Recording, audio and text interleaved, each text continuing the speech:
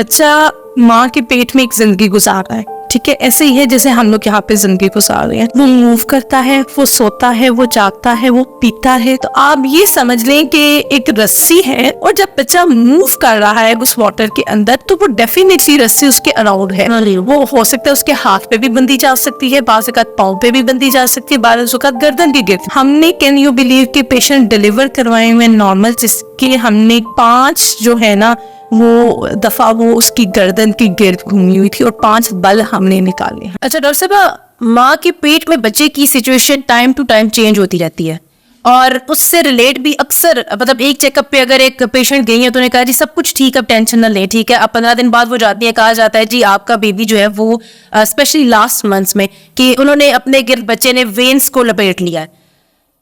Baby होता है water ball में, वेन्स कहाँ से आ जाती है जो बच्चे की गर्दन पे आ गई है जी, बस सब तो फौरन ऑपरेट कर दें क्योंकि ये तो बस बहुत कम वक्त रह गया। अच्छा, उसमें ये है कि देखिए चीज़ें जो है ना, मैं फिर एक चीज़ को हमेशा कहती हूँ कि काउंसलिंग बहुत इंपॉर्टेंट है, बहुत ज़्यादा इंपॉर्टेंट है। और हम लोग जो हर बात में हम बाइट की बात कर रहे थे यूरोप कंट्रीज की, वहाँ पे काउंसलिंग बहुत है, ठीक है। वहाँ पे पेशेंट को काउंसलिंग की जाती है।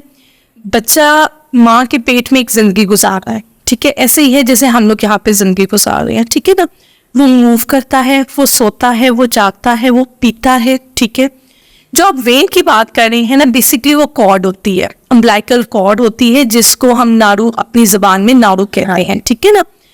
वाटर बैग के अंदर ही प्लेसेंटा है, आवल है, और उस आवल के साथ ही नारू लगा हुआ है जो कि बच्चे की जो अम्बिलिकस है, नाफ होती है, उसके साथ अटैच होता है, ठीक है ना।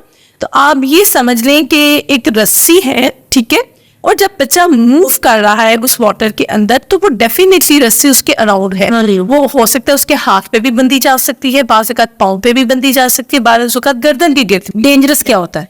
देखिए इसमें डेंजरस तो डेफिनेटली गर्दन की गिर्द है, ठीक है ना, लेकिन ये हमेशा नहीं होती।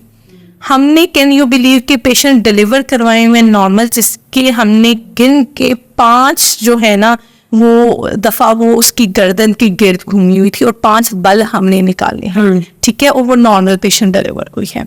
डिपेंड करता है लेंथ ऑफ कॉर्ड पे, ठीक है, यानी कि रस्सी की लेंथ पे। देखिए अगर तो छोटी रस्सी है तो वो जब गर्दन की गिर्द टाइट होगी तो डेफिनेटली वो उसको टाइट करेगी गर्दन, वो एक्सफिक्सिया में बेबी जाएगा। लेकिन अगर उसकी लेंथ अच्छी है, ठीक है ना, तो वो ढीली सी अगर है तो बाज़ का तो ऐसा होता है कि बच्चे के मूव करने से वो निकल भी जाती है, ठीक है ना, या ऐसा होता है कि वो इतनी लंबी है कि वो बच्चा डिलीवर हो जाता है, वो उसको तंग नहीं करता, ठीक है ना। सो ये डिपेंड करता है, ठीक है। अब इसको हम लोग कैसे वे एंड बैलेंस करेंगे? कार्ड अराउंड नेक में आपको बताऊं सिजेरियन की इंडिकेशन नहीं है। अगर किसी की गर्दन की गिर्द नारू है तो आप उसको ये नहीं कह सकते कि आपका कंफर्म सिजेरियन होगा। काउंसलिंग मैंने फिर वो बताया, काउंसलिंग आप पेशेंट की काउंसलिंग करें कि गर्दन की गिर्द नारू है, ठीक है, ये लेबर में बच्चे को तंग कर सकता है, लेकिन अगर आपका लेबर स्टार्ट होता है तो हम मॉनिटरिंग करेंगे, ठीक है। अब देखिए अगर उसकी गर्दन की गिर्द वो तंग होता भी है तो उसमें क्या होगा कि बच्चा पहले एक्सफिक्सिया में जाएगा। हम अगर मॉनिटर कर रहे हैं उसके लेबर को, ठीक मॉनिटर कर रहे हैं, तो हमें पता चलेगा कि बच्चे का टैकीकार्डिया जा रहा है, ब्रेडी में बच्चा जा रहा है, हार्ट बीट उसकी कम हो रही है।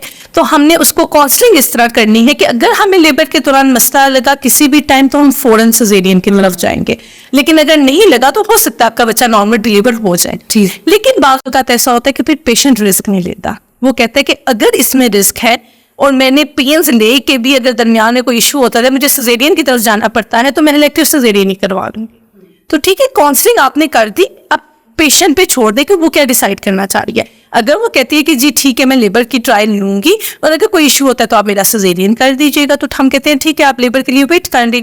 लेकिन अगर वो ये कहती है कि नहीं जी मैं रिस्क नहीं लेना चाहती, मेरा बड़ा प्रेशियस बच्चा है, मैं नहीं लेना चाहती, तो डेफिनेटली एक पेशेंट विश भी तो चीज़ है, हम लोग फिर उसको जबरदस्ती लेबर पे तो नहीं